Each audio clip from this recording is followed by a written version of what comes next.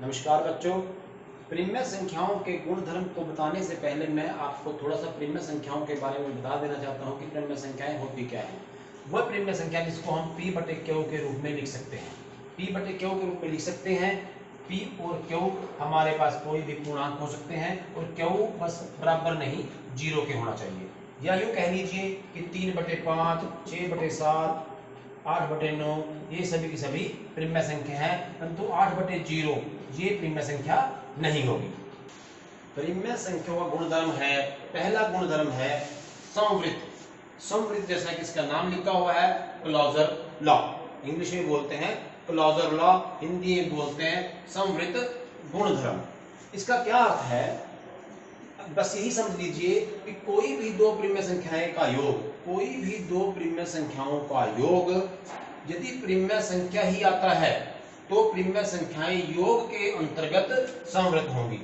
योग के अंतर्गत, क्योंकि हम यहाँ बोल रहे हैं कि किन्हीं दो प्रिम्य संख्याओं का योग करने के बाद फिर जो हमें संख्या प्राप्त होती है वह भी प्रिम्य संख्या है, तो क्या होगा, प्रिम्य संख्या योग के अंतर्गत समवृत्त होगी। अभी हम उदाहरण लेते हैं, जैसे हमने दो संख्याएं कोई भी ले लीजिए, 2/3 और 4/5। हमने इनका योग करना है, 2/3 और 4/5। हम इसको योग कर देते हैं, एलसीएम के माध्यम से इसका योग कर देंगे। 3 और 5 का एलसीएम लघुत्तम समापवर्तक 15 आता है। 15 ये क्योंकि तो आपने छोटी कक्षाओं में सीखा है, इसका लघुत्तम समापवर्तक 15 आता है। 3 के पहाड़े 15 कहाँ पे आएगा, 5 पे आएगा, और 5 को अंश से गुना कर देंगे, 5 दूनी 10, जमा 5 के पहाड़े में 15 कहाँ पे आता है, 3 पे आता है। 3 को 4 से गुना कर देंगे 12, और ये हमें मिल गया 22/15। जो हमें प्राप्त हुआ वह भी एक प्रिम्य संख्या है, क्योंकि इसको अंश बटे हर के रूप में हम लिख सकते हैं, P बटे Q के फॉर्म में हम लिख सकते हैं, और 15 हमारा जीरो भी नहीं है। इसलिए हमने दो प्रिम्य संख्या ली थी और हमें तीसरी प्रिम्य संख्या प्राप्त हो गई। दो प्रिम्य संख्याएं हमने ली थी, तीसरी प्रिम्य संख्या हमें जो उत्तर प्राप्त हुआ वह भी प्रिम्य संख्या प्राप्त हुआ। इसका मतलब यह प्रिम्य संख्याएं, जितनी भी प्रिम्य संख्याएं हमारे पास हैं, जो मर्जी प्रिम्य संख्याएं हैं, क्योंकि हमने कोई भी ले ली थी, आप अन्य उदाहरण भी ले सकते हैं। एक अन्य उदाहरण भी ले सकते हैं, जैसे 6/7 और 3/2। जो मर्जी उदाहरण ले लीजिए, 6/7 और 2/, ये हमने दोनों लिए, तो इनका जोड़ करेंगे, 14 का उत्तम आएगा। 7 दूनी 14, 6 दूनी 12, जमा 2 से 14, 7 तिया 21, ये आ गया। तो यहाँ पे जोड़ के देखेंगे, ये आएगा 33/14। तो यहाँ पे हमें प्रिम्य संख्या प्राप्त हो गई। इसलिए यह गुणधर्म पूरी प्रिम्य संख्याओं के ऊपर प्रभाव होता है कि प्रिम्य संख्याओं का योग, अगर प्रिम्य संख्याओं को योग करते हैं, योग के अंतर्गत प्रिम्य संख्याएं समवृत्त होगी। ये तो था योग की बात। इसी प्रकार हमने ये तो देखा हमने योग में।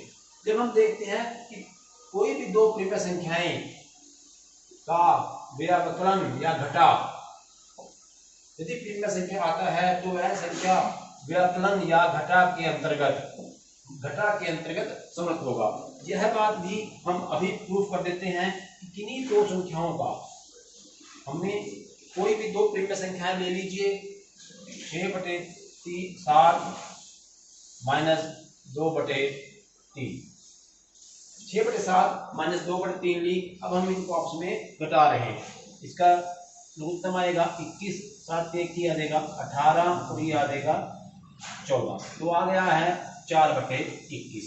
ये भी हमें 4/21 प्राप्त हो गई है। ये भी एक प्रिम्य संख्या है। तो यहाँ से हमने जाना कि किसी भी संख्या को अगर घटा दिया जाए, आपस में उनको घटा दिया जाता है, तो जो प्रिम्य संख्या प्राप्त होती है वह भी हमारे पास एक प्रिम्य संख्या ही प्राप्त होगी। जो हमें उत्तर मिलेगा वह भी एक प्रिम्य संख्या ही प्राप्त होगी। इसलिए कोई भी दो, इसलिए प्रिम्य संख्या घटा के अंतर्गत भी समवृत्त है। प्रिम्य संख्याएं, जितनी प्रिम्य संख्याएं हैं वो सारी की सारी घटा के अंतर्गत समवृत्त होगी। आज मैंने आपको योग और घटा के बारे में बताया कि वो कैसे समवृत्त होते हैं प्रिम्य संख्याओं के। कल मैं आपको गुणा व भाग के बारे में सिखाऊंगा। धन्यवाद।